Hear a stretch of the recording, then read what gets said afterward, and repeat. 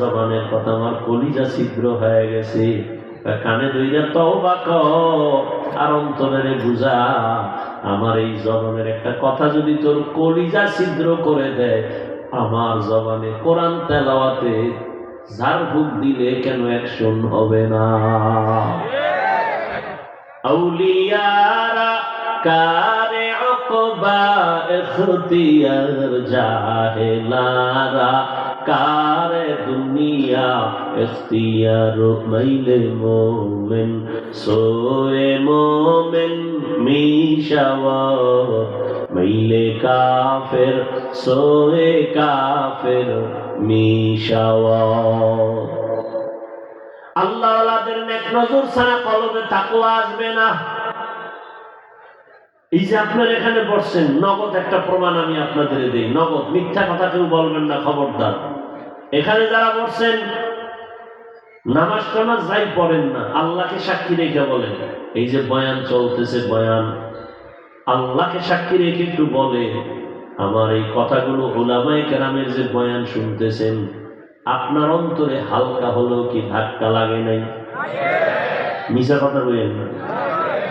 1 ঘন্টার বয়ানে যদি আপনার অন্তরে ধাক্কা লাগে, আপনার বিবেকের মধ্যে যদি নাড়া দেয়, তাহলে আপনি যদি আলেম আল্লাহ ওয়ালার নজরে যদি বছরকে বছর কাটাইয়া দেন, এরকম ধাক্কা লাগতে লাগতে লাগতে লাগতে আপনার কলব এমন পবিত্র হবে যে জান্নাতের ছবি দেখা কবরে যাবে। সহজ কথা কেন বুঝেন না? আল্লাহ ওয়ালাদের নেক নজর ছাড়া অন্তরে আল্লাহর ভয় আসবে না। দেখেন না, মানুষ বিড়ি টানে টানে টানে টানে হঠাৎ ইমাম সামনে দেখেই গুটায় ফেলাইছে। এত মানুষের সামনে বিড়ি টানছে, ইমামরে দেখলে গুটায় কেন? ইমামের মধ্যে তাকওয়া আছে, ওই ভয়টা তার মধ্যে একটু বাতাস লাগে, ভয়। আরে হুজুরের সামনে করা যাবে না, কারণ হুজুর তো আল্লাহর প্রিয় মানুষ। এজন্য আল্লাহর প্রিয় বান্দা উলামায়ে আহলে হক এদের নেক নজরেদের সোহবতে বড় দাম। এমিয়া কেমনে বুঝানো, সময় কম। জমিনের মধ্যে কুকুর আছে না নাই? কে বানাইছেন? আল্লাহ। কিন্তু সব কুকুর সমান না। আসহাবে কাহাফের সাথে যেই কুকুরের সম্পর্ক, ওই কুকুর আল্লাহর জান্নাতে যাবে।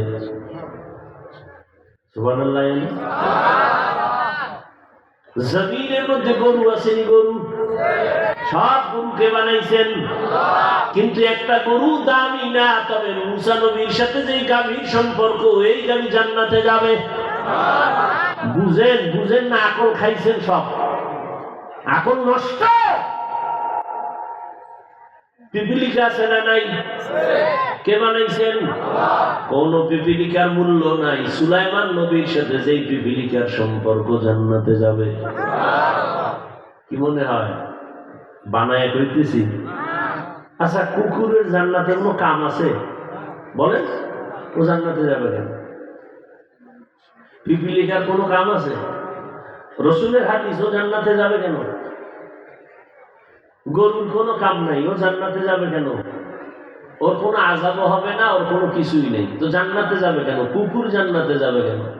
পিপিলিকা যাবে কেন? নদীর মধ্যে মাছ আল্লাহর বানানো মখলুক। আমগো দেশের জাতীয় মাছের নাম কি? আল্লাহর কাছে একটু দাম নাই। আল্লাহর কাছে ওই মাছের দাম যেই মাছটা ইউনূস নবীরে পেটে রাখছে। নবী বলেন ওই মাছ জান্নাতে যাবে। মাছ জান্নাতে যাবে, আর কোনো কাম আছে?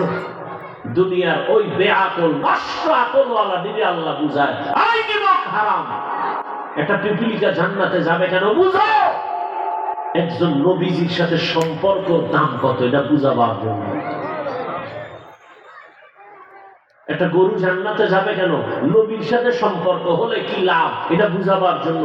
দুনিয়ার নিমক হারামের গোষ্ঠীকে আল্লাহ বুঝায়, বল যে আমার প্রিয় বান্দার সম্পর্কে থাকলে আমি তাকেও প্রিয় বানাই।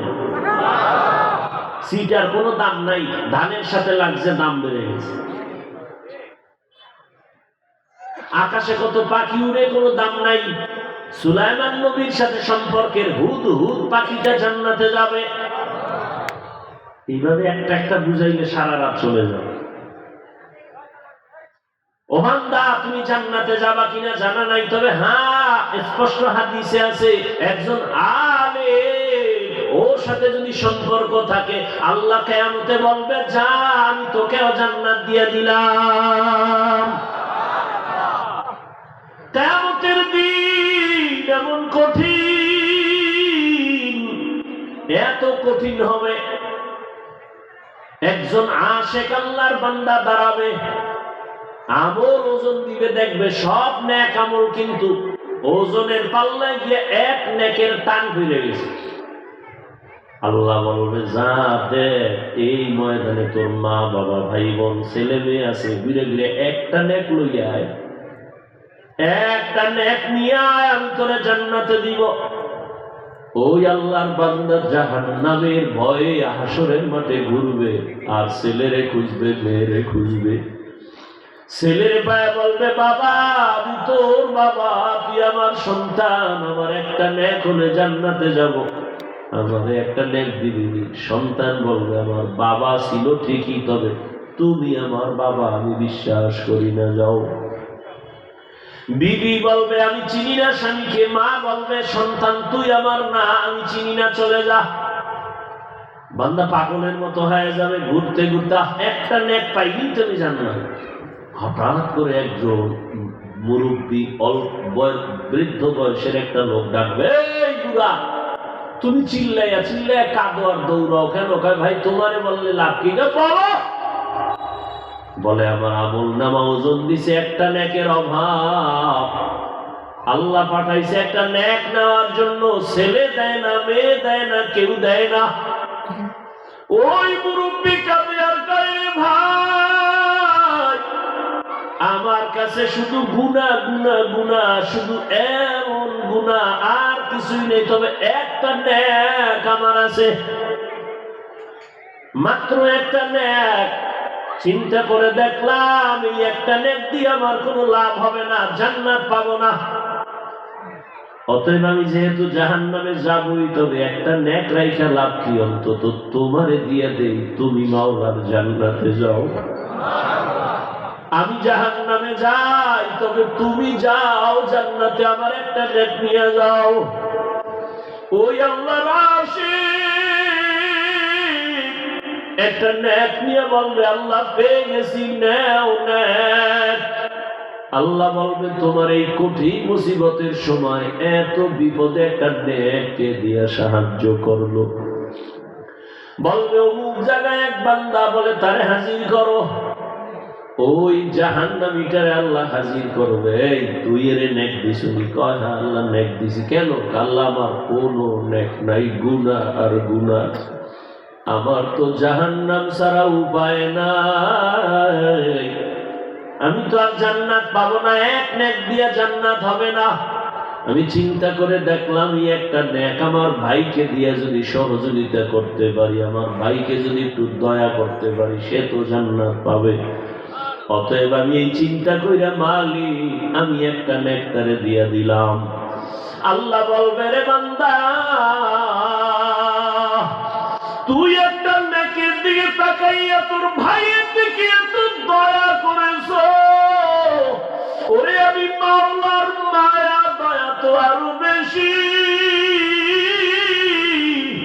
আমি আল্লাহ তো 99 গুণ মায়া আরো বেশি।